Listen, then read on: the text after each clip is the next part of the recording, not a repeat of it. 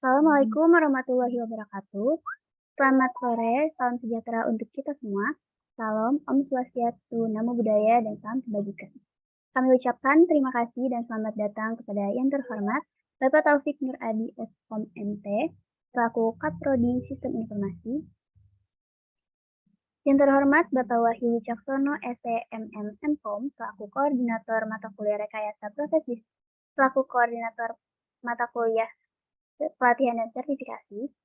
Yang kami hormati Insinyur Ari Fajar Santoso MT selaku Pembina SAG Laboratori, serta yang kami hormati Bapak Muhaimin selaku pemateri pada kegiatan hari ini. Sekali lagi kami ucapkan juga terima kasih dan selamat datang kepada seluruh peserta pada acara kuliah umum pelatihan dan sertifikasi pada sore hari ini. Puji syukur senantiasa kita panjatkan kepada Tuhan Yang Maha Esa karena limpahan rahmat dan hidayahnya sehingga kita bisa hadir pada acara kuliah umum sore hari ini. Sebelumnya tak kenal maka kata saya memperkenalkan diri terlebih dahulu. Saya Dira sebagai MC dan moderator yang akan memandu acara kuliah umum pada hari ini. Sebelum memulai acara, alangkah baiknya kita awali dengan berdoa terlebih dahulu. Berdoa menurut agama dan kepercayaan masing-masing dimulai.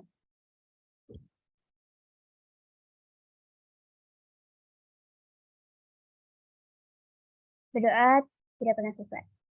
Selanjutnya akan ada kata sambutan dari Bapak Wahyu Wicaksono selaku Koordinator Mata Kuliah Pelatihan dan Sertifikasi. Kepada Pak Wahyu dipersilahkan. Terima kasih. Assalamualaikum warahmatullahi wabarakatuh. Waalaikumsalam, Pak. Selamat sore, Pak Muhaimin sudah hadir ya, Pak? Sore, Pak. Ya, sore. Terima kasih, Pak, untuk kehadirannya. Untuk teman-teman, hari ini kita akan mengadakan kuliah umumnya tentang pelatihan dan sertifikasi bersama LSP Informatika. Sebelumnya saya ucapkan terima kasih untuk SAG ya, tim SAG yang sudah bersedia untuk menjadi koordinator sehingga terselenggaranya acara ini. Yang perlu saya sampaikan bahwa kemarin ada beberapa pertanyaan ya dari teman-teman sekalian tentang sertifikasi apa saja sih yang sebenarnya bisa kita ambil di mata kuliah ini. Sebenarnya ada beberapa sertifikasi dari BNSP, dari vendor, dan kemarin ada yang dari universitas ya. Tapi kalau saya lihat yang dari universitas ya dari Coursera itu saya kurangin ya. Sebenarnya itu harus dilengkapi lagi dengan sertifikasi peminatan ya. Karena kalau yang itu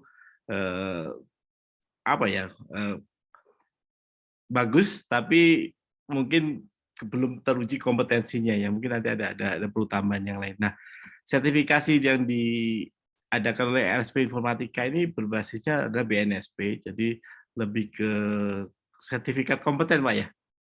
Sertifikat kompeten dan nantinya ini akan menjadi bekal untuk teman-teman untuk ke depan. Selamat sore Pak Albar. Kemarin saya berhubungan dengan Pak Albar lebih dulu sih ya.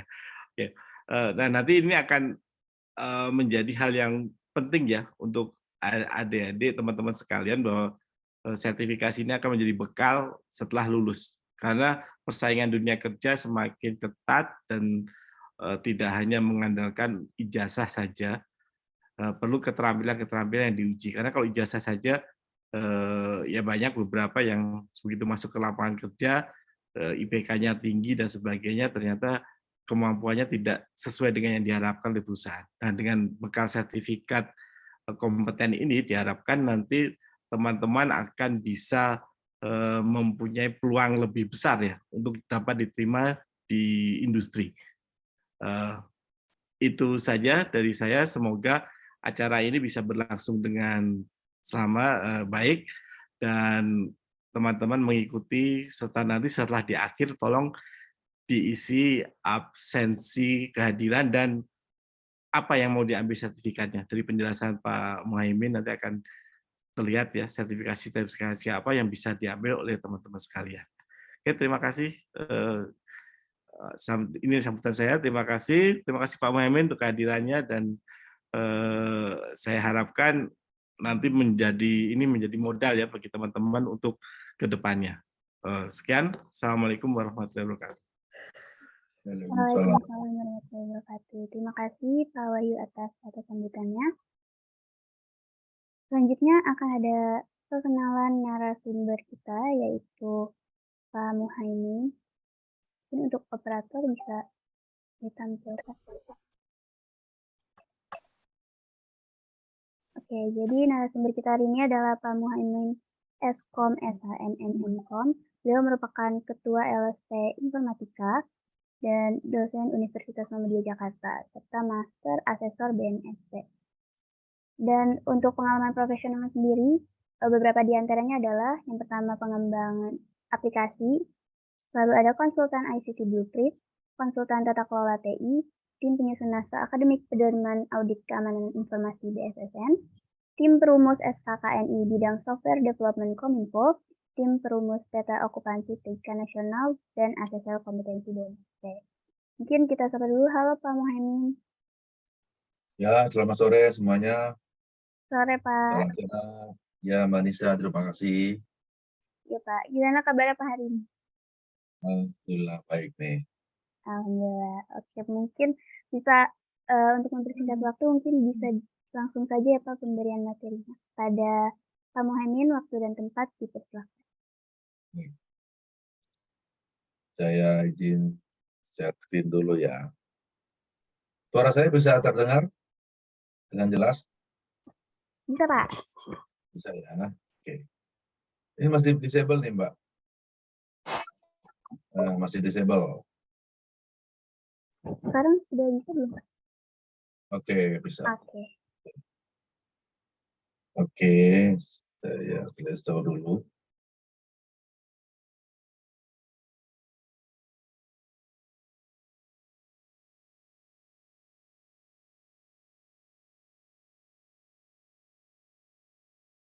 Udah ya. Oke, ini saya baik, makasih. Assalamualaikum warahmatullahi wabarakatuh. Waalaikumsalam. Salam sehat baik kita semua. Yang saya hormati, tadi ada Pak Kaprodi ya. Kaprodi, rekayasa industri ya? Prodinya. Iya, rekayasa proses. Rekayasa. Ya. Informasi. Oh, oke. Kaprodi informasi, dan juga yang saya hormati Pak Wahyu Wicaksono ya, selaku koordinator untuk bidang sertifikasi di Telkom University, serta yang saya hormati juga rekan saya Pak Albar ya, selaku manajer sertifikasi, dan tentu terima kasih pada MC kita ya, Mbak Nisa, dan saya juga ingin menyapa ya seluruh peserta yang sini saya lihat 124 orang, ini sudah bertambah lagi mahasiswa sisi Telkom University ya. Nah ini alhamdulillah ini sudah kiranya keempat kali Pak kami ini dipercaya oleh Telyu untuk mensertifikasi hasil pendidikan ya di Telkom University, dan ini sebuah kebanggaan bagi kami karena tentu Telkom University tidak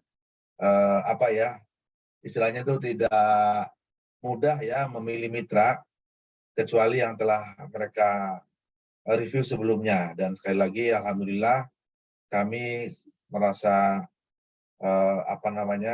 terhormat ya diberikan mandat dan terkait dengan tugas mensertifikasi lulusan Telkom University. Agenda hari ini kita coba akan menjelaskan ya profil LSP Informatika dan juga bagaimana mekanisme sertifikat kompetensi berbasis SKKNI.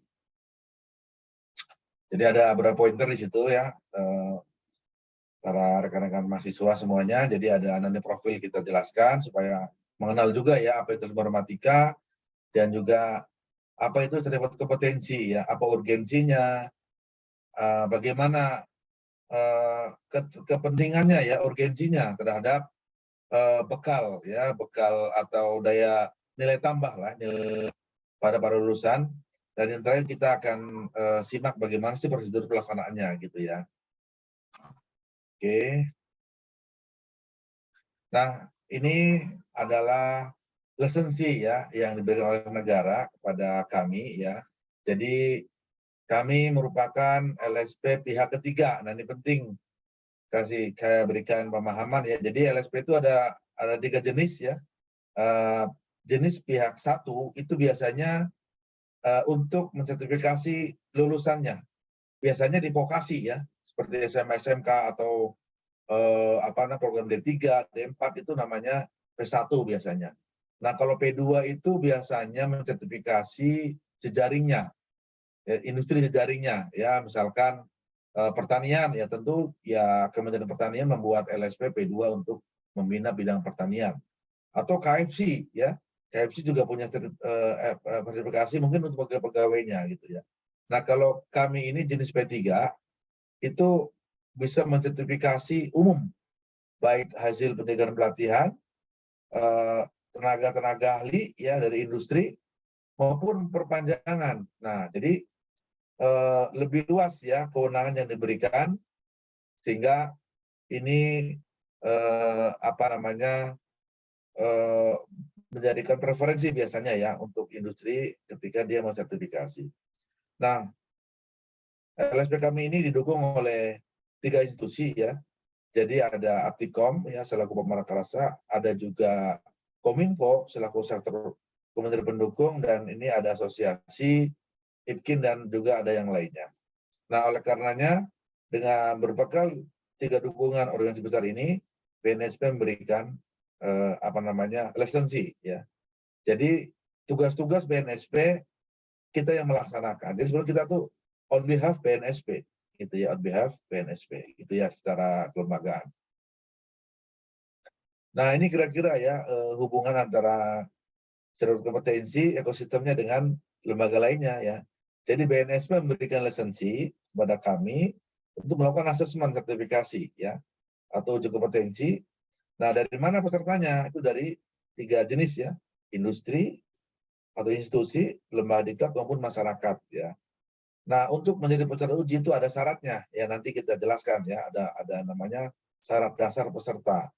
Nah, kemudian setelah lulus maka dinyatakan kompeten ya, kompetensi dan bisa untuk berkiprah atau bersaing di dunia kerja ya. Nah, kemudian di mana proses ujinya itu di TUK namanya, menuju kompetensi. Bisa berada di sebuah lembaga diklat itu sendiri ya, di kelas atau di labnya, atau bisa juga dilakukan secara online. Nah, namun online ini ada syaratnya ya, tidak semua sertifikat kita itu mendapatkan izin untuk jarak jauh ya, dan juga situasional ya, kalau ada pandemi di mana kita dimungkinkan meskipun belum dapat lisensi itu bisa diselenggarakan. Jadi ada beberapa kontekstualisasi ketika kita mengambil dengan jalur online gitu ya. Nah, ini kira-kira aktivitas kita ya. Jadi kita itu melakukan sertifikasi dengan Kominfo biasanya FSGA ya.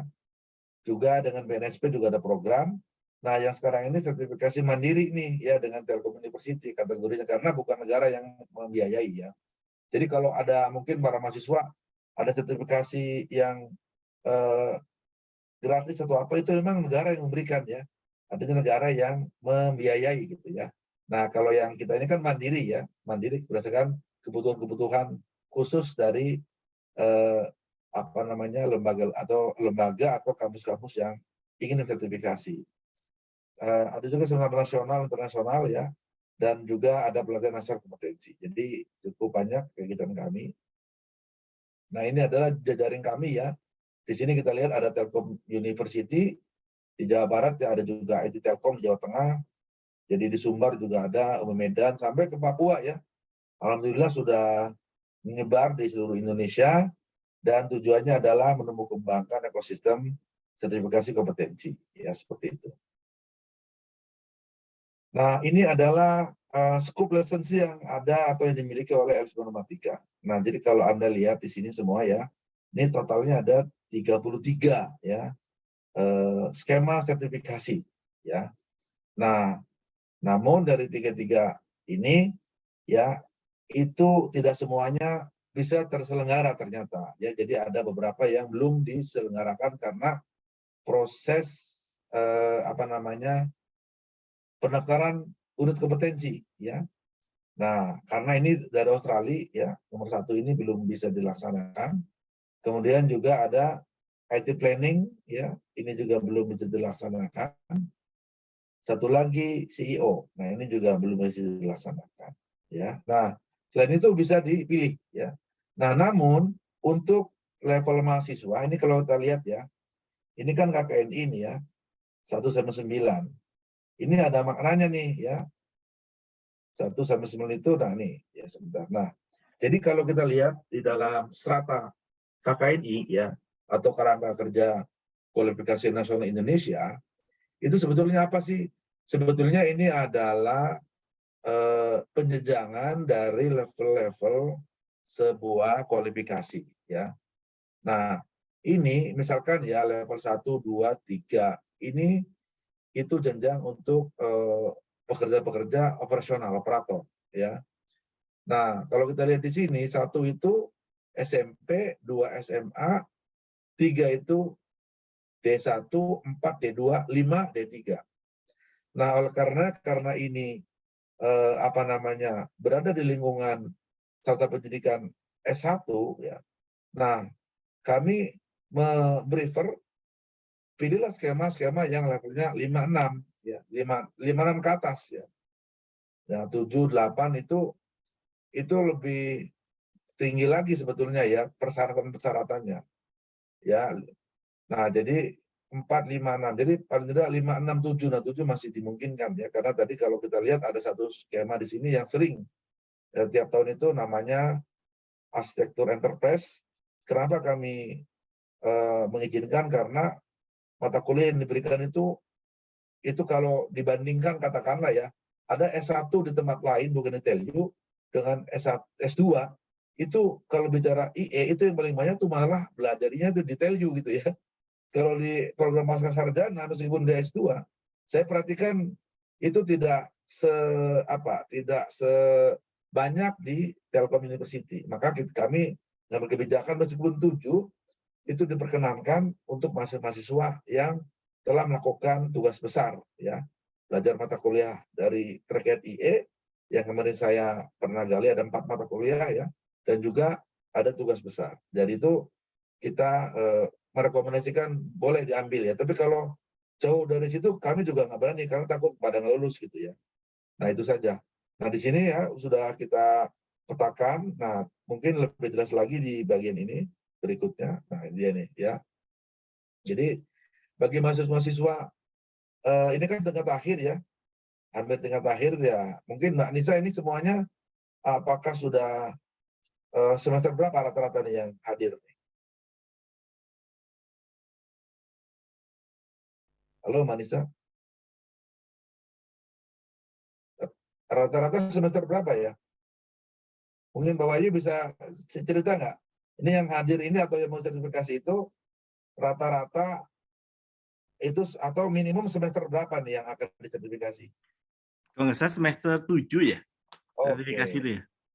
7 Iya, ya iya, berarti. betul Pak. Ya, semester 7 ya. Ya 7 berarti sudah hampir akhir ya, artinya asumsinya semuanya telah mengambil mata kuliah yang mencukupi untuk sesuai yang dia akan sasar gitu ya. Karena kalau saya perhatikan kan nggak semua orang tuh jadi bisa semuanya gitu ya. Jadi biasanya dalam skill itu ada yang dia tekunin gitu. Karena bicara ilmu komputer atau kalau Anda nggak mungkin menguasai seluruh knowledge, seluruh disiplin ilmu ya dalam satu fakultas. Biasanya ada yang dia senangi gitu ya, ada yang dia tekuni dan ada yang dia sasar. Nah itulah kenapa memerlukan sertifikasi begitu ya. Nah kalau lihat di sini, kalau di klaster itu ada 1, 2, 3, 4, ada 5, 6 ya, ada 6 kelompok-kelompok skema sertifikasi. Nah, yang pertama itu system development. Ini yang seringkali diajarkan di kampus-kampus ya.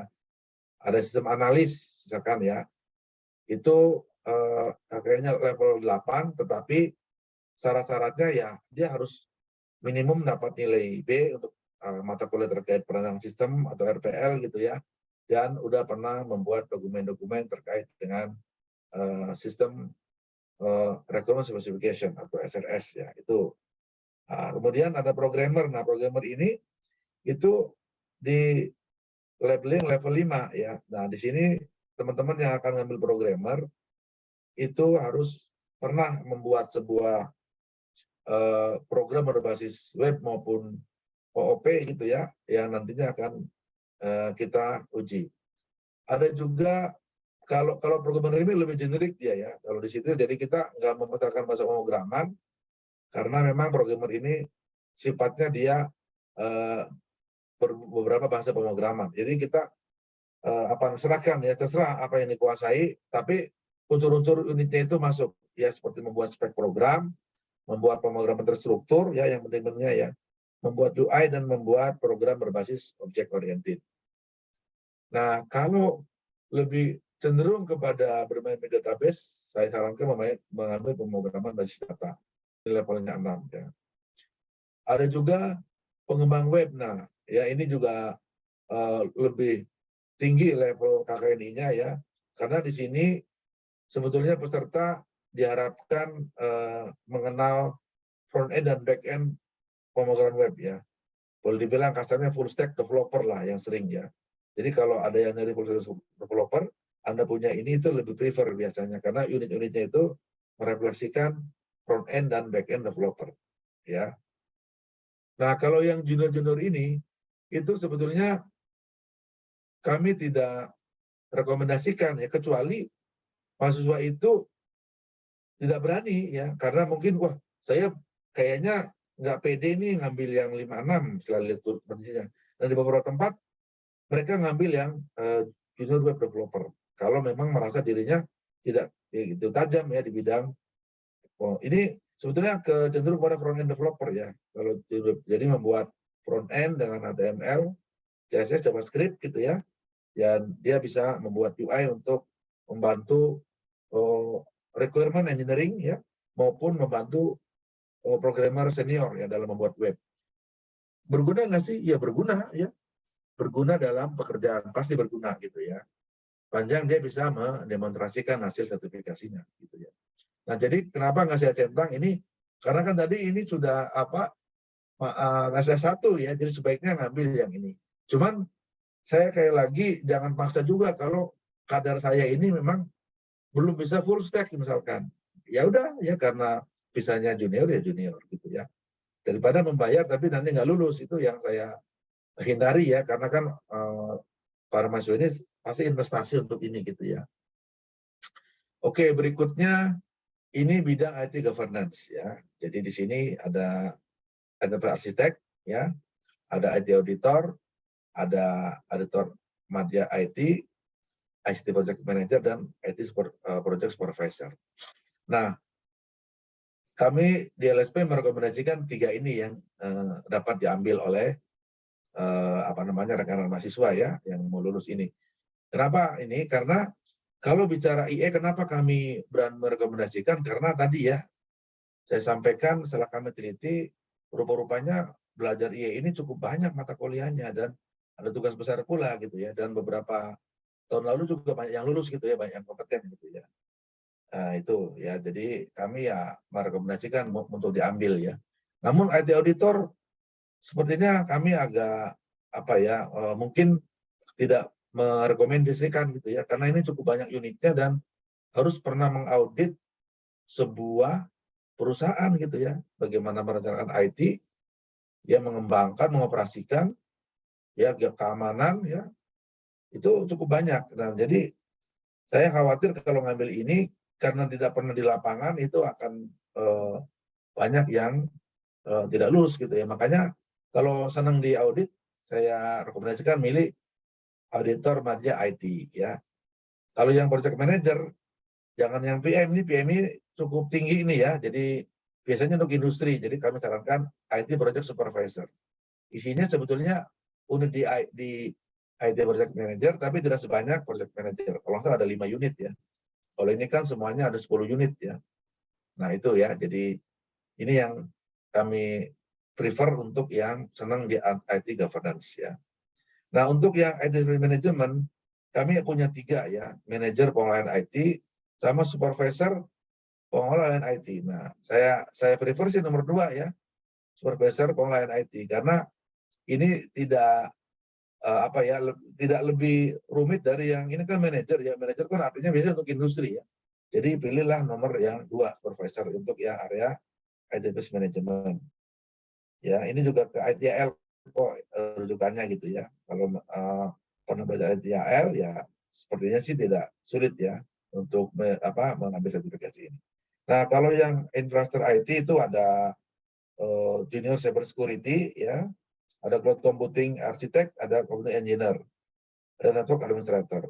Nah, kalau di FSGA itu biasanya nomor 5 nih ya, yang sering dilakukan oleh Kominfo 5 dan 6 ya, yang di FSGA. Tapi kalau di kampus-kampus, saya kira kalau ini kan untuk umum ya, nah sebaiknya sih yang lebih spesifik ya, seperti cyber security gitu ya, cloud computing mungkin, karena di sini salah satu prakteknya adalah membuat infra di dalam lingkungan cloud ya, ada sebuah VM server di konfigur OS dan seterusnya gitu ya, untuk keperluan deployment sebuah aplikasi gitu ya. Nah ya, nah terakhir nih teman-teman semua yang sekarang lagi hot lagi ini itu adalah bidang data scientist ya. Nah ada 6 skema. Nah ada data scientist itu 7 KKNI-nya. Ini biasanya ya untuk para profesional yang telah mengenal domain bisnis data science. Jadi ada namanya business understanding ya, apa yang kira-kira yang cocok algoritma dan seterusnya. Nah, karena ini level S1, saya pernah nguji beberapa dosen-dosen ya. Dosen-dosen aja itu juga nggak pede loh kayak yang 1. Jadi kebanyakan nomor 2 nih, Associate Data Scientist. Nah, ini nanti Anda kalau ngambil ini, pesan saya pertama harus pernah belajar ya mengenai berbagai algoritma data science ya. Misalkan ada klasifikasi gitu ya, ada clustering, ada regresi ya, mungkin juga ada yang algoritma lainnya ya, tapi umumnya itu ya, regresi dan klasifikasi, bisa dengan decision tree macam-macam. Nah kemudian Anda olah datasetnya, kemudian dibuat model dan diinterpretasikan. Nah inilah associate data scientist ya. Ini banyak dibutuhkan sekarang nih ya teman semua. Jadi ini sangat dibutuhkan untuk menggali knowledge dari sebuah big data. Ya, big data itu ujungnya ya untuk dieksplor ya. Nah, satu lagi untuk area data management, saya propose yang nomor 4 nih, Associate Data Engineer. Nah, kalau ini fokusnya ngumpulin data ya, data yang terstruktur, unstructured, ya dari crawling, dari sebuah web maupun dari aplikasi yang ada ditarik di dalam sebuah data warehouse dan data lake biasanya ya. Nah, menggunakan apa? Ya, menggunakan database sih seperti yang Anda pelajari ya. Kita sebagai nanti prakteknya tuh menggunakan MySQL, tapi untuk yang unstructured biasanya menggunakan Hadoop gitu ya. Nah, ini kita kemudian Anda berhasil ya mengumpulkan data, kemudian sesuai dengan desain skema database-nya, dan nanti divisualisasikan dengan tools Tableau namanya. Nah, ini associate data engineer. Jadi kalau pernah belajar tadi ya bagaimana crawling data, bagaimana membuat ERP yang benar gitu, membuat data warehouse, desain star schema gitu. Kemudian visual ke Tableau atau ke Microsoft Power BI, itu saya rekomendasikan untuk ngambil yang ini, associate data engineer.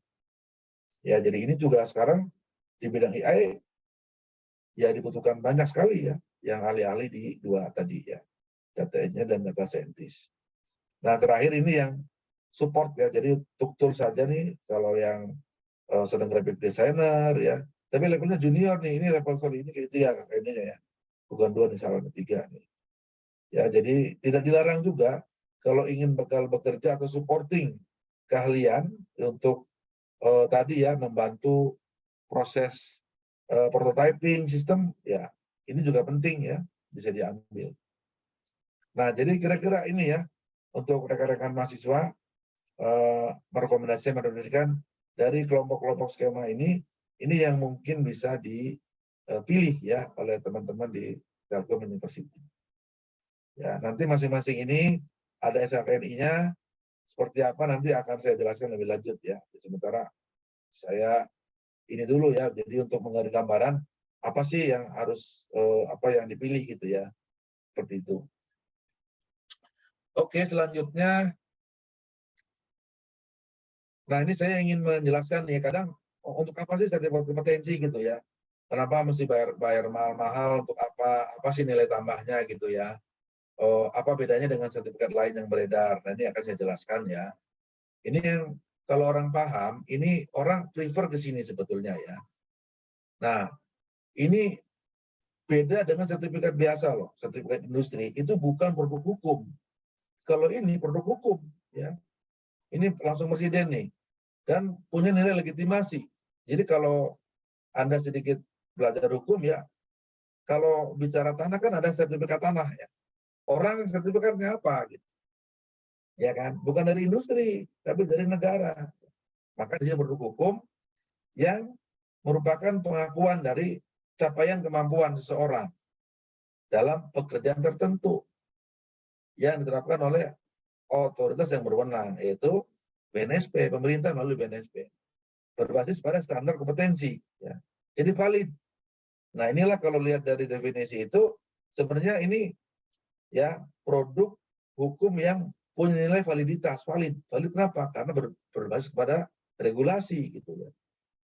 Nah kalau industri, itu kan industri. Misalkan nih Oracle, ya kan dia database Oracle. Tapi kalau kita kan database ya semua database. Ya. Jadi kalau untuk keperluan tender, lebih prefer ini ya, tidak memihak gitu ya. Nah itu salah satu keunggulannya dibandingkan dengan sertifikat industri. Nah ini juga ada dasar hukumnya ya, dan saya nggak satu, tapi di sini yang paling penting sebetulnya dua legal standing ini ya, Undang-Undang Nomor 13 dan Peraturan Nomor 10 tentang BNSP ya. Dan terakhir nih yang sekarang sedang ditekankan juga yang Perpres Nomor 68 nih, yang terbaru ya. Saya sedikit jelaskan secara singkat ya. Apa di dalam PP 10 itu ada sebuah pasal klausul yang menyebutkan bahwa pelaksanaan sertifikasi kompetensi kerja yang selama ini sudah berjalan di Indonesia dibentuk berdasarkan undang-undang atau telah diakui lembaga internasional. Nah, ini maknanya apa? Jadi teman-teman yang sudah punya sertifikat internasional nih, mau CISA, mau apa ya, tetap diakui dan disesuaikan. Nah, ini penting nih ada kala-kala. Disesuaikan dengan sertifikasi kompetensi yang dilakukan oleh BNSP. Jadi kalau ingin dapat pengakuan negara secara formal, meskipun dia internasional, tetap mesti disesuaikan. Jadi bisa nanti orang yang punya sertifikat auditor itu ya, itu banyak kok datang ke kami ingin dilegalisasi IT auditor. Padahal dia udah punya visa. Ya. Itu penting nih ya. Karena ada hukum yang mengaturnya nih. Ya, ini orang yang banyak nggak paham ya. Nah satu lagi kekuatannya adalah menjadi preferensi mutu pendidikan ya. Perhatikan di situ ya. Jadi mutu sekarang itu dua ya. Akreditasi dan sertifikasi. Nah, seperti apa sih yang mengatur? Nah, di sini disebut ya. Yang dilaksanakan oleh BNSP. Nah, ini yang diakui. Dulu nggak diatur nih, setelah tahun 2022 diatur oleh Perpres. Ya, ini penting ya. Jadi ini awareness pentingnya atau nilai tambah dari sertifikat kompetensi. Ya. Nah, ini contoh kalau nanti rekan-rekan mahasiswa mendapatkan rekomendasi kompeten dan diputuskan pleno oleh LSP dan LSP mengajukan belangko berlabel burung Garuda ya ke negara. Misalkan nih sertifikat programmer ya. Nah, dan di sini ada identitas profesi ya sebagai sertifikat programmer, SEPRO. Nah, Anda bisa gunakan nih ya dengan PD kalau katakanlah ya ingin ke industri saya programmer. Oh bisa apa? Ini bisanya nih 1 sampai 9. Bisa mengerjakan. Kalau industri itu begini kalau kerja ya. Anda jadi programmer, dia pengalaman. Bisa apa? Nah jelas kan 1 sampai 9. Nanti industri tanya, coba demonstrasikan 1-9. Anda demonstrasikan. Nah, ya proses ini yang kita lakukan ketika asesmen. Supaya nanti anak industri, yaitu yang industri tanyakan. Kalau mereka tuh nggak mau tahu dari mana, yang penting saya punya masalah, tolong dibuat programnya, jadi berapa lama, kan gitu. Kalau Anda bilang, oh bisa Pak, saya bisa 2 minggu, itu malah lebih senang ya yang punya industrinya. Oh, silakan didemonstrasikan atau silakan dikerjakan, kan gitu. Dia nggak bakal nanya macam-macam ya. Bisa pakai nomor apa ya.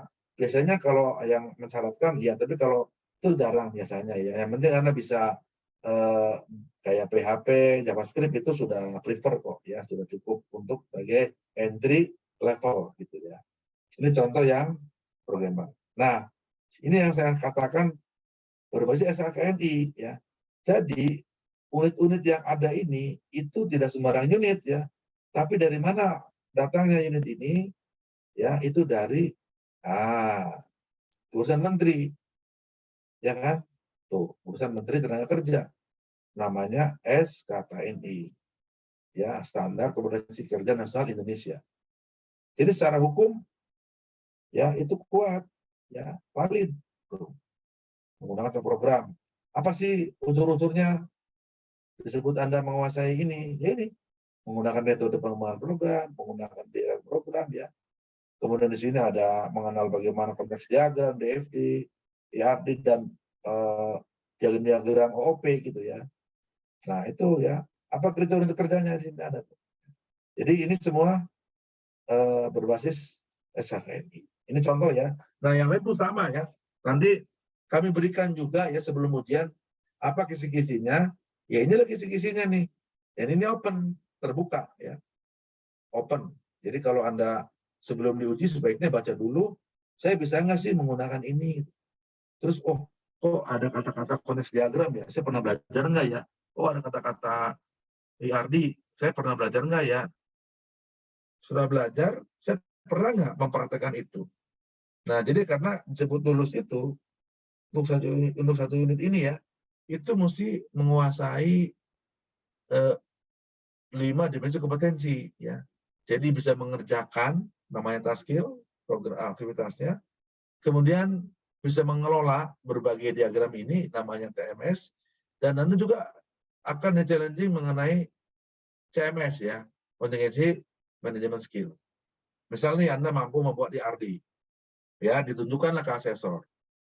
Asesor tuh nggak serta-merta percaya. Dia ingin menjelaskan, coba kalau ada hal ini yang masalah di sini, Anda apa yang Anda lakukan? Ya, jadi ada sebuah challenging yang ditanyakan ke Anda untuk Anda jawab. Itu namanya kontingensi ya. Dalam bekerja nggak mungkin lempeng-lempeng aja kan, pasti ada problem solving gitu ya. Kayak konteks diagram. Misalkan nih perusahaannya nggak senang nih konteks diagram, dia taunya use case diagram. Bisa nggak Anda membedakan antara konteks sama use diagram? Itu namanya transfer skill, adaptasi dengan permintaan pelanggan. Ya ini saya ceritakan ya, ceritakan gambaran-gambaran mengukur bagaimana ini disebut nanti kompeten gitu ya. Nah, satu lagi jelas ya, Anda mesti tahu bagaimana SOP-SOP ketika menggunakan spek program. Nah, itulah kira-kira ya gambaran kenapa dalam uji kompetensi itu digunakan banyak metode, bukan hanya tes tulis nih ya, bukan multiple choice, tapi biasanya gabungan ya, praktek dan tambahan. Tambahannya bisa berupa pertanyaan lisan maupun tertulis ya. Jadi valid ya. Jadi Anda begitu nanti terjun ke lapangan sudah biasa di challenging ya. Jadi Anda cukup pede lah gitu ya. Dengan sertifikat ini Anda harus yakin bisa menjawab masalah-masalah di industri. Gitu ya. Itu yang kenapa ini SKKNI. Nah, ini yang associate data scientist nih ya. Jadi di sini kira-kira begini nanti sertifikatnya, dan ini kira-kira unit kompetensinya ya. Nah nanti ini in detail kita akan berikan ini ya, Mbak Nisa ya, akan berikan Google Drive nanti ya. Jadi teman-teman nanti masuk yang ngambil ini gimana sih kisi-kisinya, apa unitnya nanti kita berikan ya, kita ke link Google Drive nanti ya. Oke, ini juga yang data engineer nih, ya, ini Pak Albar nih sudah sertifikat data engineer gitu ya. Nah, ini adalah unit kompetensinya yang tadi saya sebutkan tadi. Bagaimana nanti ya Anda itu menata arsitektur data, kemudian integrasi data, kemudian membuat big data ya, sampai nanti menjaga kualitas datanya. Seperti itu. Jadi biasanya knowledge-nya itu mengacu kepada Dhamma BOK ya, kalau Anda pernah belajar data engineer. Nah, sekarang saya ingin menjelaskan ya, apa sih gunanya, kemudian kemana ya, apakah ada pengakuan nggak? Jangan-jangan cuma sertifikat saja nih. Nah, saya buktikan ya.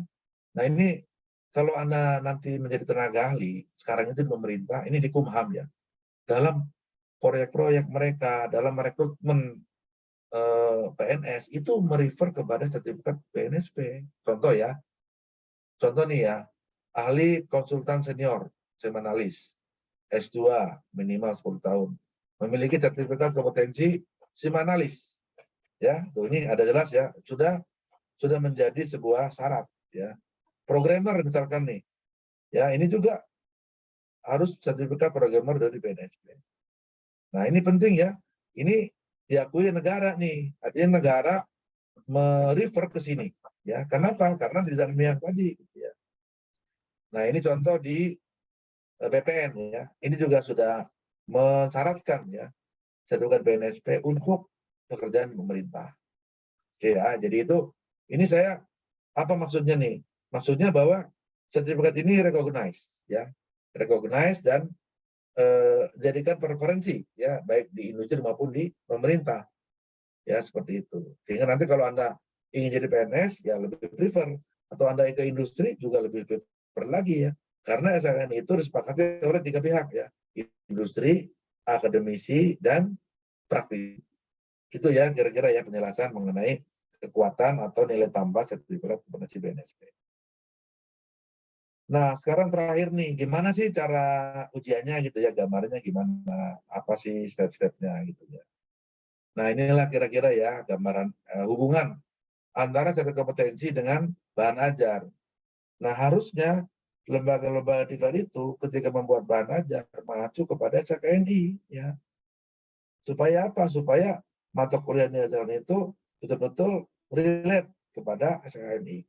Jadi menjadi input untuk sistem pembelajaran. Sehingga nanti begitu selesai ya, selesai diklat gitu ya, Anda kan dapat ijazah, dapat transkrip nilai gitu ya. Nah, inilah yang comply dengan syarat dasar sebuah sertifikat kompetensi ya. Pun demikian juga yang di bidang-bidang training ya. Nah, kalau Anda hasil belajar punya apa namanya tadi transkrip nilai terkait, nah boleh Anda nanti mengajukan diri sebagai peserta sertifikasi. Nah, apa metodenya? Macam-macam ya. Tes tulis, observasi, portofolio gitu ya, macam-macam. Nah, apa kesimpulannya dari hasil asesmen? Cuma 2 ya. Jadi pertama adalah Anda direkomendasikan kompeten, ya, ini kompeten, atau belum kompeten. Jadi tidak ada nilai ya, nilai 1, 90, 70 enggak ya. Jadi cuma 2. Nah, namun demikian ini juga ada prinsipnya ya. Jadi ada prinsip asesmen ya. Pertama itu adalah prinsip terkait dengan validitas. Jadi asesor itu akan menguji sesuai dengan ruang lingkup yang diuji. Ya, nggak mungkin dia menguji yang lain-lain. Ya, kedua fleksibel. Jadi fleksibel itu biasanya ya memahami kondisi asesi. Ya, dia istirahatlah atau dia kurang-kurang apa ya terkait dengan dukungan sertifikasi, asesor itu fleksibel. Kemudian satu lagi reliable. Jadi perangkatnya itu siapapun yang menggunakan sama ya hasilnya. Jadi tidak ada unsur subjektivitas ya dalam proses asesmen. Terakhir adalah fair. Fair itu apa? Anda bisa banding loh. Anda bisa banding komplain ke LSP kalau asesornya itu bertindak sewenang-wenang misalkan. Ya. Soalnya kok jauh dari unit kompetensi misalkan. Atau terlalu lama atau apalah yang membuat Anda nyaman, itu bisa banding ya. Boleh komplain ke LSP. Dan itulah ya, itu namanya fair ya. Jadi posisi antara asesor itu sebetulnya bermitra dia, ya. Makanya kenapa di dalam asesmen itu ada namanya form asesmen mandiri. Jadi Anda datang itu, kalau saya kasarnya ya, Anda semua sudah 80% lah. Ya karena tadi sudah mengaku dia kompeten. Ya, makanya saya bilang sebelum ngambil skema harus ngukur diri dulu. Ya jangan, oh saya pengen yang ini tapi kurang ya, jangan. Karena takutnya nanti gagal. Gimana yang belum kompeten Pak? Apakah dapat sertifikat? Tetap dapat ya. Tapi tidak ada burung garudanya. Ya Pak, paham nggak? Misalkan nih Anda diuji dengan 15 unit, tapi Anda baru bisa mengerjakan 10 unit. Oh, boleh dapat. Jadi Anda namanya logbook atau sertifikat pernah diuji kompetensi. Berguna nggak sih di industri? Berguna, ya. Jadi berguna untuk parsial pekerjaan tertentu, gitu ya. Anda bisa demonstrasikan yang Anda bisa. Kayak IE misalkan ya, itu ada beberapa, kalaupun nggak lulus atau belum kompeten, jangan kecil hati, tetap dapat pengakuan loh, ya. Pengakuan dari LSP, ya, bahwa Anda dari 15 unit, katakanlah mampu 10 unit, ya, yang nilainya belum, itu dapat sertifikat tetap ya. Nah, kalau yang komplit semua, komprehensif, baru dapat sertifikat berlogo burung Garuda, ya, seperti itu. Jadi baik yang tadi ya, yang merasa belum kompeten, jangan kecil hati ya. Ini tetap diakui, ada semacam pengakuan dari kami melalui sertifikat dan bisa dimanfaatkan juga ketika Anda nanti bekerja di industri, ya, seperti itu. Oke ya, itu kira-kira ya gambarannya. Nah, sekarang bagaimana prosedurnya? Ini step-stepnya nih ya. Ya nanti Anda kalau sudah daftar ya, daftar di nanti dikumpul oleh Mbak Anissa ya. Katakanlah si A, nomor handphone berapa, emailnya apa, skema apa yang diambil. Cuma 3 itu aja udah datanya. Nah, nanti dibuat grup WA oleh admin kami dan masing-masing itu mengisi ya, mengisi APL 1, APL 2. Nanti kita pandu nih secara teknisnya, tapi gambarnya begini. Jadi ada pendaftaran dulu, ngisi form ya, nanti melalui aplikasi. Nah, yang APL 1 itu transkrip syarat dasar ya, transkrip nilai mata kuliah terkait dengan skema yang diambil. Kalau programmer berarti kan udah pernah belajar pemrograman ya. Kalau IE pernah belajar mata kuliah terkait IE. Ya, KTP, jajah SMA. Kemudian berikutnya baru Anda upload di luar syarat dasar ya. Kayak tugas besar misalkan ya. Contoh aplikasi yang pernah dibuat kalau ambil programmer ya. Kalau untuk yang ITSM pernah menyusun atau terlibat dalam membuat SOP ataupun pernah menjadi support system terkait dengan layanan di sebuah organisasi misalkan. Jadi itu penting ya. Ini penting untuk apa? Untuk meyakinkan asesor bahwa saya ini sudah mengamalkan ilmunya, sudah ada hasilnya gitu ya. Nah, baru kemudian nanti di sini Anda ada pra-asesmen konsultasi. Jadi digali lagi oleh asesor ya. Baru kemudian mengambil bukti ya. Nanti Anda disuruh mendemonstrasikan, dilakukan tanya jawab gitu ya. Ya, itu yang tadi untuk memastikan Anda memenuhi 5 dimensi kompetensi. Baru nanti asesor akan merekomendasikan ya. Belum putuskan tuh, jadi rekomendasi ke LSP bahwa katakanlah si A telah direkomendasikan kompeten untuk 10 unit misalkan ya seperti itu. Oke ya, itu ini yang offline ya. Jadi nanti kami ke Bandung sekarang sudah ini kan Mbak Nisa sudah ini ya sudah WF sudah belajar tatap muka ya. Iya, sudah Pak. Nah, itu lebih cepat nanti. Jadi kalau yang online itu biasanya kondisi-kondisi yang tadi ya ada pandemi, kalau bisa offline lebih cepat. Nanti di sana lebih enak ya menggalinya dan seterusnya. Gitu. Kalau ini online nih, kalau online biasanya tadi ya untuk pandemi atau yang memang dimungkinkan online untuk skema tertentu. Nah, kalau ini ada step tambahan namanya verifikasi. Lain-lainnya sama ya. Kalau yang ini hanya verifikasi TUK, ada tambahan step. Kalau yang ini kan nggak ada. Ini ada step, kemudian berikutnya sama, gitu ya. Tapi dilakukan secara online. Ya, jadi kenapa ada verifikasi TUK online ini? Agar alat-alat yang Anda miliki, laptopnya tuh speknya sesuai ya. Terinstall software dan seterusnya.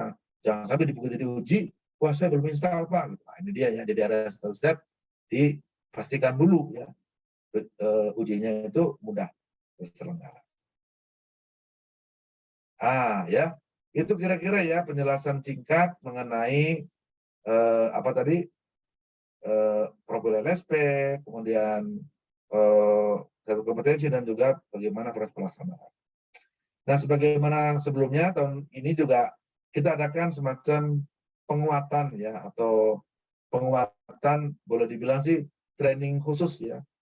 Nah, cuman memang sebagaimana tahun lalu bukan LSP yang melaksanakan ya, tapi kemarin sih kerjasama dengan apa namanya Telyu ya, kita pengaturan jadwal seterusnya itu untuk persiapan pembekalan ya, pelatihan sebelum ujian ya. Nah, tujuannya untuk menguatkan, memastikan Anda menguasai ya. Tapi sekali lagi secara aturan itu bukan LSP ya, tapi ada apa namanya lembaga lain ya yang mengelola atau panitia yang mengelola ini gitu ya. Jadi bisa kepanitiaan ya yang nantinya mengatur bagaimana jadwalnya ya, berapa lama gitu ya. Seperti tahun sebelumnya Indonesia ya, ada semacam apa namanya persiapan dulu ya, latihan untuk ya memastikan saja ya, jangan sampai nanti, soalnya kami juga kan apa ya, mensupport lah untuk Anda, jangan sampai Anda salah milih juga, Pak. Setelah dalam nih saya kayaknya nggak bisa nih ya, jangan dipaksa juga.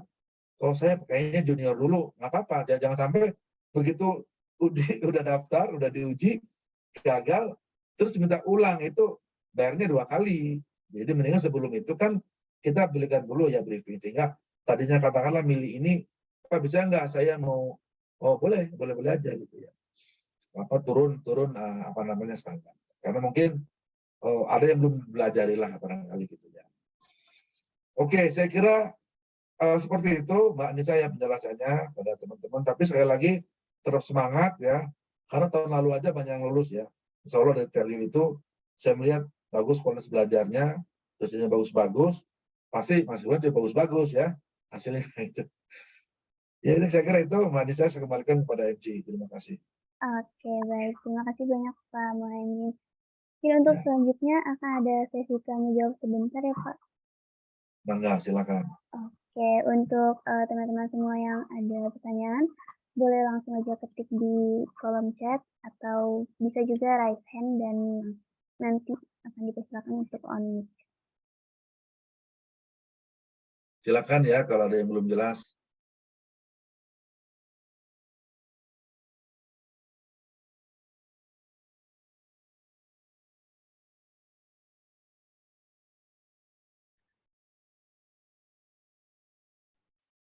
Oke, mungkin sambil menunggu teman-teman menuliskan pertanyaannya Pak, saya boleh nanya juga nggak Pak? Silakan Mbak Nisa, bangga banget. Nanti ini misalkan saya daftar sertifikasi, terus misalkan saya nggak lolos gitu Pak, itu kira-kira bisa mengulang lagi nggak? Oh bisa. Jadi gini, keuntungan orang yang pernah melaksanakan tes asesmen gitu ya, dia udah mengenal di mana titik lemahnya. Nanti kan diberikan tips ya, atau diberikan saran oleh asesornya.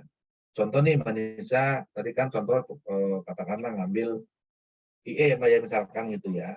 Kan ada 15 unit tuh IE itu ya. Ada bisnis arsitektur, ada data arsitektur, aplikasi, teknologi gitu ya. Misalkan nih dari semua unit itu katakanlah ada yang belum kompeten. Misalkan unit arsitektur bisnis katakanlah ya. Nah, tapi Mbak Nisa bisa di aplikasi dan teknologi gitu ya.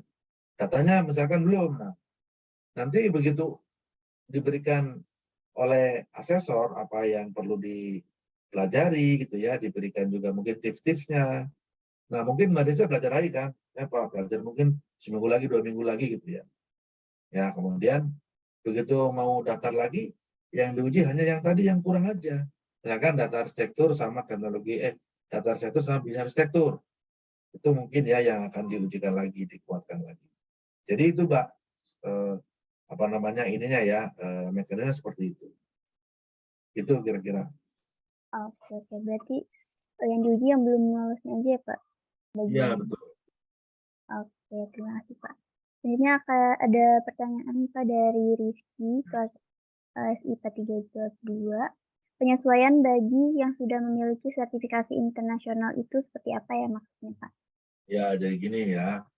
Jadi kan kalau kita lihat narasi di regulasinya, ya kan. Nih perhatikan nih kalimat ini ke bahasa hukum ya. Jadi nih ya, tetap berlaku. Nah, jadi gini. Jadi kalau orang punya sertifikat internasional, ya kan. Nah, itu diakui ya atau diakui oleh lembaga nasional ya. Seperti apa yang paling sekarang beredar kan kayak CISA ya, DEH atau apalah. Itu kan ISAKA yang mengeluarkan gitu ya. Nah, ketika itu dijadikan landasan seseorang ahli di situ, diakui nggak oleh negara? Tetap berlaku. Ya. Tapi kalau dia ingin katakanlah ya lebih diakui lagi secara legalitas oleh negara, misalkan ya menjadi saksi ahli gitu, kan urusan negara yang ngasih pengakuan, maka disesuaikan dengan sistem sertifikasi yang dilakukan oleh BNSP, gitu ya. Atau dia mau perpanjang nih, ya, karena sama sebidang ya dengan katakan tadi atau auditor, maka bisa ke P3. Dia cukup melampirkan sertifikat auditornya dan dilakukan wawancara. Nah itu beda metode ya dengan yang baru lulus, karena kan sudah pengalaman, orang sudah pengalaman sebenarnya kan perlu pengakuan saja, betul nggak? Pengakuan dari negara, gitu. Atau IE, oh dia sudah pernah lulus TOGAF nih, misalkan, ya saya ingin IE Pak, oke, tapi diminta juga mana kerjaanmu sebagai arsitek, dia bawa tuh ya ke LSP dan ingin dapat pengakuan sertifikat kompetensi, karena apa? Karena sekarang di pemerintah yang prefer itu adalah sertifikat BNSP, kan begitu. Nah, kira-kira untuk seperti itu ya, paham nggak maksudnya ya? Itulah dengan penyesuaian. Oke, silakan aja lagi. Oke, selanjutnya ada pertanyaan dari Fadli, SIPA 325. Permisi, saya mau bertanya Pak, kalau kita sudah lulus salah satu sertifikasi, apa kita mendapatkan gelar seperti CPRO tadi untuk programmer atau ada ketentuan khususnya? Terima kasih. Oke, makasih, bagus pertanyaannya ya. Jadi itu bahasa hukumnya bukan gelar. Kalau gelar itu kan ada hubungannya dengan, ini soal istilah saja ya. Tapi kita sebut sebagai identitas profesi. Ya, nah sama kayak ini kan apa tadi CISA gitu ya, itu kan siapa yang membuat apa namanya identitas profesi itu ISAKA kan yang asosiasinya. Nah kita juga telah dapat surat dari Aptikom untuk yang lulus atau kompeten programmer, maka ada identitas profesinya.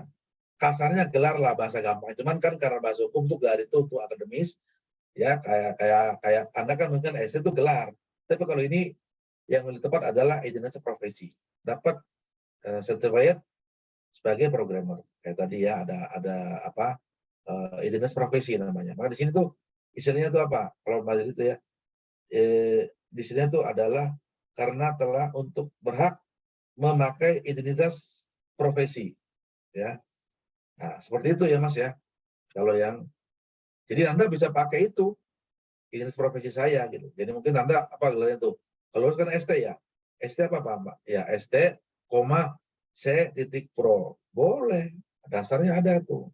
Jadi kalau Anda mau dasarnya sertifikat dari negara. Siapa yang bantah? Nggak ada. Siapa yang berani melawan negara kan gitu. Itu ya Mas ya. Oke, kira-kira Silakan. dari Fadli apa sudah terjawab?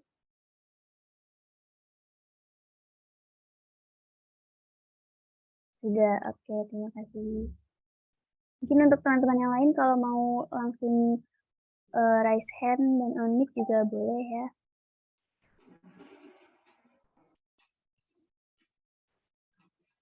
Silakan, ada lagi yang ditanyakan?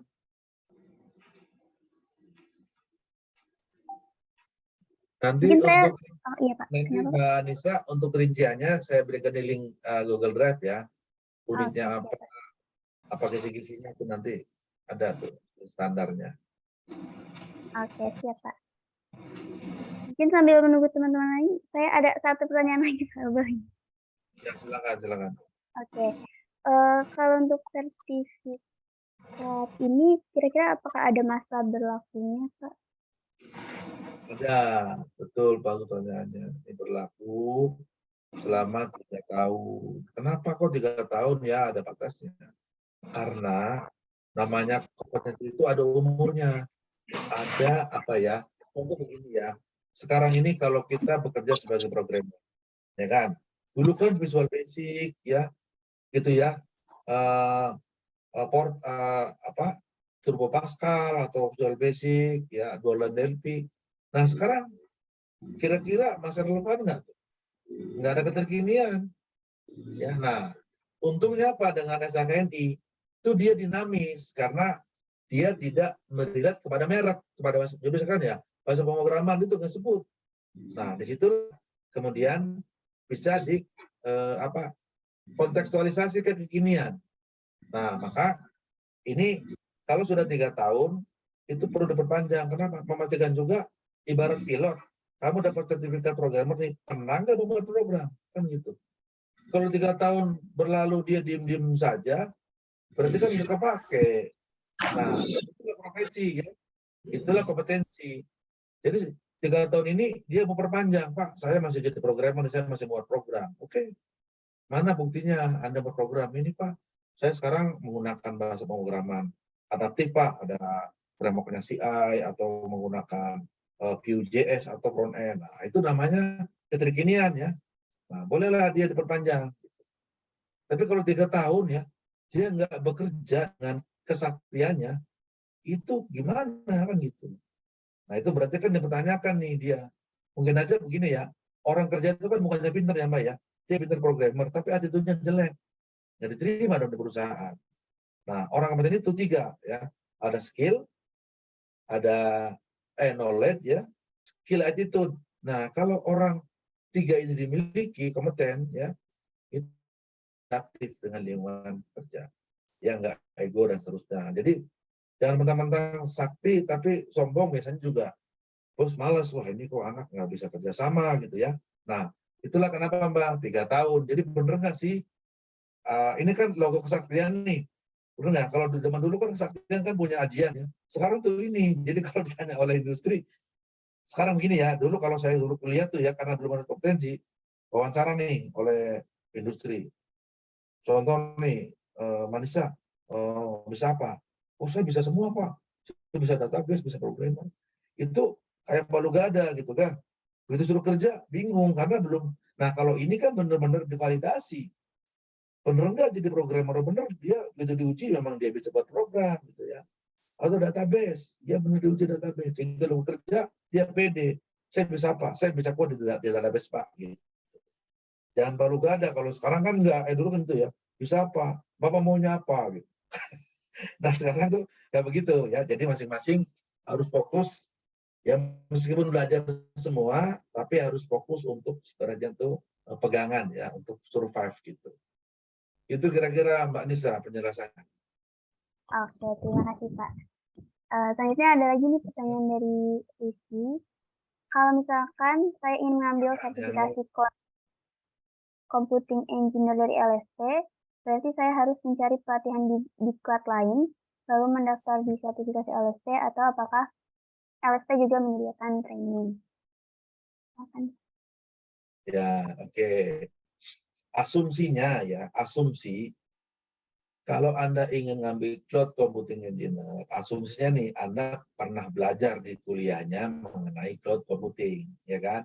Saya nggak tahu nih Pak Wahyu, kemarin sih cerita ke saya sudah dihapus Pak Muhammad. Nah, kalau Anda belum pernah mengenal knowledge mengenai Cloud Computing, apalagi mempraktekkannya menghadapi kasus, saya sarankan ambil dulu training di luar ya. Training di luar ya, selama ya terserah kan macam-macam ya. ada yang paketnya macam-macam. Pastikan trainingnya itu ya knowledge dan praktek gitu ya, jangan hanya knowledge saja, ada studi kasus. Nah, baru kemudian ke LSP itu harus, kalau seperti itu nggak perlu lagi di penguatan LSP. Nah, kalau misalkan training nih udah lama saya kan ada lagi lupa gitu ya, ingin di refresh. Nah, kami menyediakan jalan, bukan kami mentraining ya. LSP menyediakan jalan dengan cara mengontak orang-orang yang ahli di situ untuk melatih Anda. Ya, siapa yang nolak? Kepanitiaan, bukan LSP. Karena salah kalau LSP itu seolah-olah ngajarin lulus, enggak begitu. Jadi tetap ada orang yang kami rekomendasikan gitu ya untuk melatih, tapi atas nama lembaga lain atau kepanitiaan lah, paling tidak kepanitiaan di luar LSP. Kira-kira gitu ya, Mas. Kira-kira itu ya. Makanya yang training ini Mbak, boleh bukan training ya, penguatan lah, penguatan atau refreshment, itu sifatnya refreshment ya, refresh gitu. Bukan belajar dari nol, nggak cocok karena nggak mungkin. Kan refresh makanya ada yang sehari, ada yang 2 hari ya, tergantung dari skemanya. Ya kayak kemarin tuh biasanya sih 2 hari kan, hari pertama kasih studi kasus, gimana cara, baru kemudian hari kedua masing-masing paparan kan, atau masing-masing mendemonstrasikan apa yang dijawab dari studi kasus itu, untuk memastikan saja. Itu kayak gitu sih pendekatannya. Oke, kira-kira bagaimana Rizky, apa sudah terjawab? Ini ada lagi nih Pak, berapa lama katanya tentu. Terima kasih waktunya. Oh, kalau biaya nanti ya. Biaya soalnya ini ada beberapa beda ini ya antara skema yang lain. Tapi nanti itu kalau biaya nanti Mbak Nisa aja yang ke publik ya, kan nanti dengan Mbak Nisa nanti. Prinsipnya biaya itu sama dengan tahun lalu. Ya, kami kan dalam proses ini boleh kami memang ada aspek bisnisnya, tapi tidak benar-benar bisnis lah gitu ya, karena harga-harga itu kami sesuaikan ya, dari harga press list ya kami sesuaikan ya, jadi tidak, dan karena tadi ada juga service tambahan ya, ada pelatihan juga, jadi ya ini terjangkau lah seperti tahun lalu. Itu aja prinsipnya Mas. Jadi tahun lalu Anda mungkin bisa tanya ke teman-temannya, kita tidak ada perbedaan dengan tahun lalu. Terus apa lagi nih?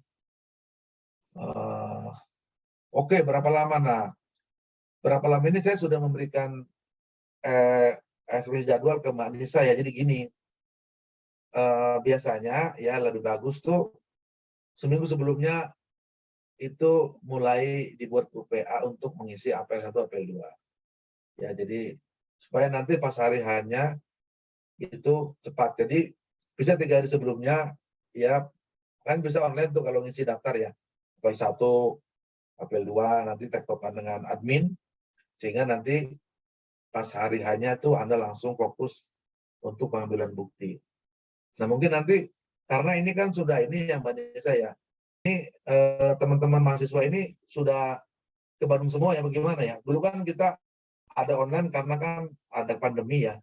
Kalau sekarang gimana kondisinya Mbak Nisa? Kalau sekarang kebanyakan sih ada di Bandung, Pak. Tapi untuk sebagian mahasiswa lagi yang ikut program Kampus Merdeka, ada yang masih di luar Bandung gitu kan, sambil magang. Oke. Berarti nanti ini aja ya, hybrid lah, kita fleksibel. Kalau memang jauh lagi sedang apa ya, kan nggak mungkin mereka datang ke Bandung ongkos berapa bolak-balik untuk ini kan juga. Nanti kita bisa siasati dengan jarak jauh kalau begitu ya Mbak. Tapi nanti di data aja Mbak, mana yang kira-kira seperti Bandung, kita bisa nanti kita datang ke sana nanti ke TLU gitu, resornya. Itu Mbak. Oke, mungkin satu pertanyaan lagi nih terakhir kalau misalkan Ya. masih ada lagi. Ya, silakan. Jadi jangan takut ya. Jadi saya sih optimis ya. Ini mungkin ya yang mana tadi yang ini dia ya. Jadi kalau saya saran bagi yang telah betul-betul menguasai back-end front-end ya, ambillah pengembang web ya kalau yang developer. Kalau pernah belajar data science ya. Kemudian untuk yang apa tadi? Manajemen tuh sponsor pengalaman IT. Ini yang diambil ya. atau yang sekarang audit, auditor media saja ya. Gitu. Kalau project management kan udah pernah belajar ya, IT project supervisor. Gitu kira-kira ya. Kalau yang kira-kira ini cloud computing apa nggak diajari nih ya, ya harus ada alternatif ya. Misalkan administrator ya untuk merancang jaringan, pengalamatan, security juga ada di sini administrator ya. Kalau memang ininya sudah pada hilang katakanlah di sana ya. Tapi kalau yang pernah belajar data scientist, jangan ragu, ambil aja associate data scientist ya. Mungkin Anda pernah belajar Python atau RabbitMiner gitu ya. Terusnya kan banyak tuh. Saya nggak tahu sekarang ini seperti apa Mbak Nisa. Ada nggak pelajaran data science ya? Di Telio. Kalau di jurusan kami kayaknya nggak ada tuh, paling Python ada.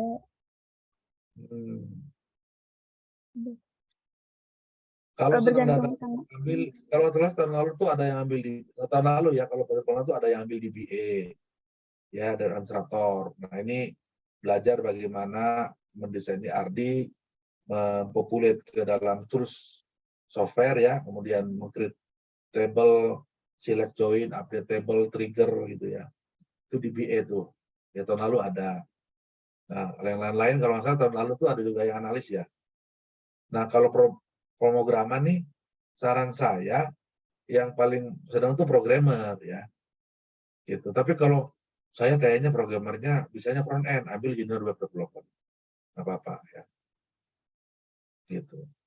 Tapi kalau saran saya ambil programmer ya, karena kan levelnya sarjana ya. Programmer nanti kan kita coach juga ya. Kita berikan penguatan lah.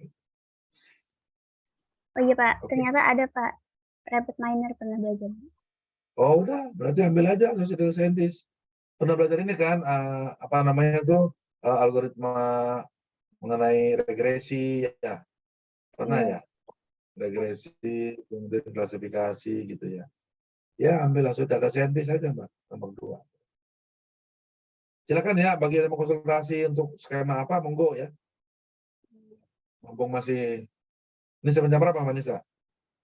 Oh sudah sih Pak sebenarnya. Ya udah, oke. Iya, Ya intinya mungkin gini ya, jangan ragu, jangan takut ya, kita juga akan mensupport ya. Ujian ini hanya istilahnya tuh mengumpulkan bukti dari Anda, dan saya yakin kualitas value itu bagus ya, tahun lalu juga bagus. Dan yang kedua, kalaupun BK jangan putus asa, jangan memaksakan diri. Kenapa? Karena Anda bertanggung jawab terhadap sertifikat itu, ya kan? Kalau kita dapat nih ya, dapatlah sertifikat katakanlah ya kompeten. Ya mungkin saya nggak bicara ini ya, ada di LSP teman-teman kami yang P3 yang mudah ngasih sertifikat. Tapi nanti apa? Begitu Anda di industri, Anda ini malu loh sama yang hajar ya. Disuruh begini kok nggak bisa gitu. Jadi kalau belum kompeten, jangan putus asa. Kami akan berikan sertifikat namanya logbook ya, dan Anda boleh nanti uji lagi kalau memang sudah menguasai yang kurang. Sehingga Anda confident, saya punya sertifikat itu betul-betul ya bisa dipertanggungjawabkan dan bisa menjawab masalah-masalah di lapangan ya, di industri. Itu saya kira Mbak Nisa tambahannya. Oke, terima kasih banyak Pak Muhammad atas materinya dan juga sesi tanya jawabnya pada hari ini. Untuk teman-teman semua nanti kalau masih ada pertanyaan mungkin gimana Pak? Bisa langsung ke Bapak Halo atau Pak Albar. melalui Pak Albar, monitor. Halo Pak Albar. Wah, Pak Albar kemana? Tadinya mau. Halo Pak Albar. Wah, Pak Albar kayaknya udah ini kali. Ya nanti intinya gini ya teman-teman, untuk teknis pelaksanaan nanti kita pandu. Kan ada PA ya, nanti Pak Albar tuh yang mengatur gitu ya, data dan seterusnya. Kita pakai aplikasi kok mudah, bisa dikerjakan dari rumah pendaftaran. Sehingga datang ke kampus udah siap-siap uji aja gitu ya. Sih kira gitu. Sebetulnya cukup 2 hari kok. Hari pertama ngisi APL 1 APL 2 ya, hari kedua uji, atau bisa juga karena dadakan gitu langsung uji bisa juga. Cuma memang agak lambat nanti dia. Waktunya agak mundur. Gitu kira-kira Mbak Nisa. Oke, siap. Terima kasih banyak Pak. Untuk selanjutnya akan ada sesi penyerahan sertifikat online untuk Pak Muhaimin selaku pemateri hari ini yang akan diserahkan langsung oleh Bagas selaku ketua dari acara kuliah umum pada hari ini. Kepada Bagas dipersilahkan. Saya berarti apa nih? Nanti di dokumentasi Pak. Oke. Ini untuk operator boleh. Bisa di stop sharing terlebih dahulu, Pak. Oke, siap. Ya, silakan.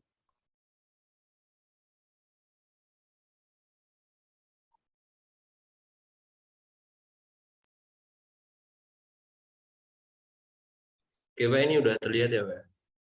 Ya, Udah. sudah Pak. Oke, baik.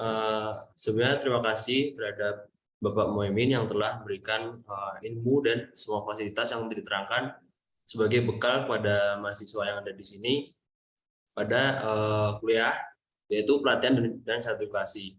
Harapan besar bagi saya buat teman-temannya dapat mengetahui apa yang diterangkan oleh Bapak Muhaimin tadi, dan semoga yang ingin melakukan sertifikasi bisa tercapai dan lulus semuanya ya Pak ya. Amin. Ya, mudah-mudahan. Mudah, Pak ya.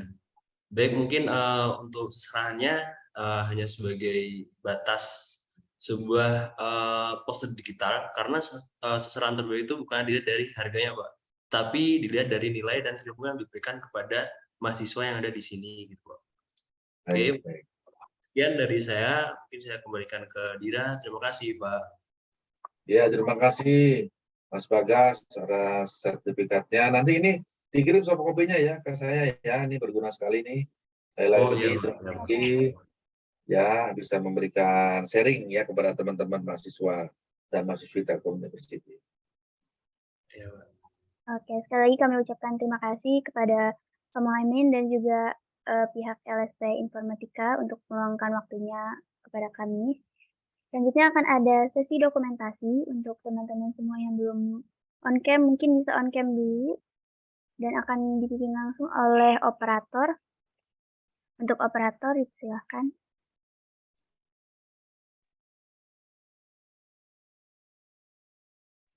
Teman-teman boleh on cam dulu ya.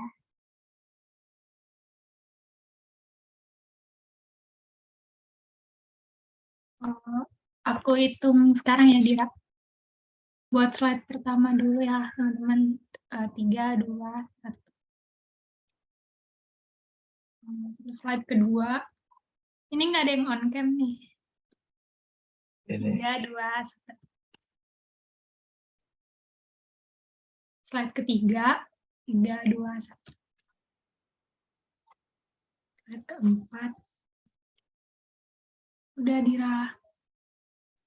Oke, terima kasih Sarah. Dengan selesainya sesi dokumentasi pada hari ini, maka berakhir juga rangkaian acara kuliah umum pelatihan dan sertifikasi pada hari ini.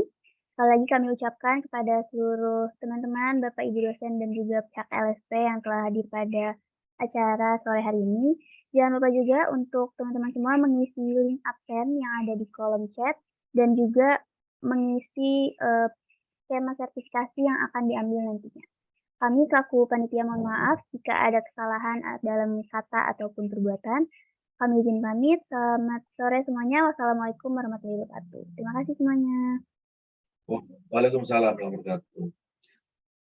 Makasih ya semuanya. Mudah-mudahan lancar semuanya Mbak Nisa ya. Amin. Makasih Pak. Ya. Terima kasih juga, Pak. Baik, bisa izin pamit ya Mas Bagas, Mbak Nisa. Iya Pak. Terima kasih. Ya, pamit ya. Terima kasih. Assalamualaikum. Waalaikumsalam.